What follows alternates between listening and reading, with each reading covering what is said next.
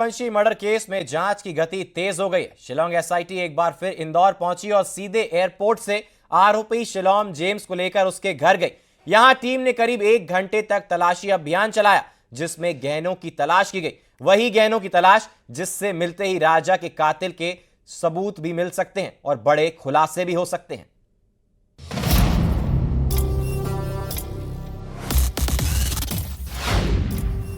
राजा के कातिल बदल रहे बयान।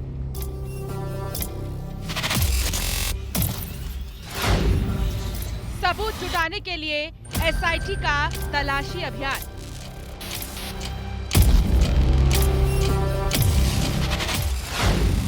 सोनम का मंगलसूत्र, राजा की चैन,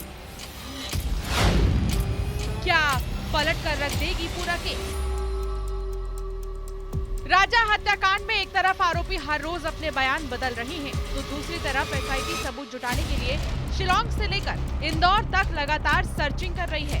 अब एसआईटी की टीम को उस मंगलसूत्र और चेन की तलाश है, जिसके मिलने के बाद कई खुलासे हो सकते हैं, जिसके लिए हर संभव कोशिश की जा रही है। बता दें, शिलोंग एसआईटी की टीम एक बार फिर इंदौर पहुंची, सोनम का मंगलसूत्र और राजा की चेन की तलाश कर रही है, जिसके लिए शिलोंग जेम्स को लेकर इंदौर एसआईटी पहुंची है। एसआईटी की टीम शिलोंग के घर पहुंची है। सोनम के मंगलसूत्र, राजा के सोने की चेन की तलाश है। 1 घंटे तक घर में गहनों की तलाशी हुई। छानबीन के दौरान महिलाओं से भी पूछताछ हुई। हालांकि सूत्रों के मुताबिक शिलोंग जेम्स के घर नहीं मिले गहने। रतलाम में गहनों के बेचने की जानकारी है, सूत्र ये बता रहे हैं। राजा रघुवंशी हत्याकांड के तार आखिर रतलाम से जुड़ ही गए हैं। आरोपी प्रॉपर्टी ब्रोकर शिलोंग जेम्स को लेकर शिलोंग की एसआईटी की जो टीम है वो रतलाम के मंगलमूर्ति कॉलोनी पहुंची और आरोप है कि जो फर्जी प्रॉपर्टी ब्रोकर है आरोपी शिलोंग जेम्स, उसने राजा के जो सोने की चेन है और दूसरे आभूषण है वो रतलाम में बेचने का काम किया था। खबर यही है कि हो सकता है कि आभूषण रतलाम के इसी घर में भी छिपाए जा सकते हैं। तो इसी पूरी बात की जानकारी के को लेकर शिलोंग पुलिस यहां पहुंची और लगातार जो इस पूरे मामले में जांच में जुटी हुई है। पुलिस का मानना है कि ये राजा रघुवंशी हत्याकांड के सबसे अहम साक्ष्यों में से एक है। जब गहने मिलेंगे तो बड़े खुलासे हो सकते हैं।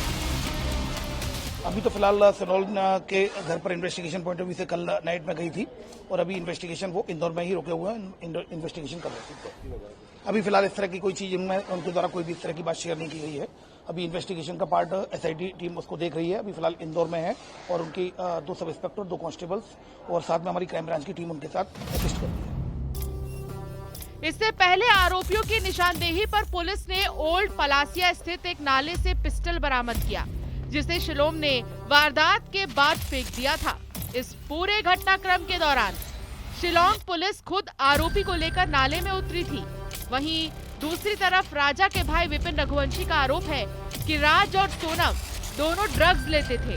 राजा एक सुलझा हुआ और जिम्मेदार इंसान था, लेकिन उसे एक खतरनाक साजिश के तहत मौत के घाट उतार दिया गया। हत्या की साजिश सिर्फ भावनात्मक या पारिवारिक नहीं, बल्कि मानसिक और नशे की स्थिति में ली गई क्रूर सोच का नतीजा बताया। अब जब आनंद और आकाश जैसे आरोपी अपने बयान से पलट चुके हैं, तो आशंका और जता रहे हैं कि कहीं राज और सोनम भी अपने बयान से न पलट जाएं।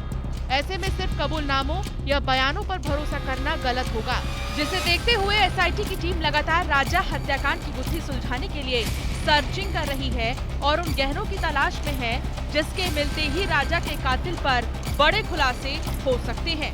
इंदौर से मिथिलेश गुप्ता की रिपोर्ट, न्यूज़ 18।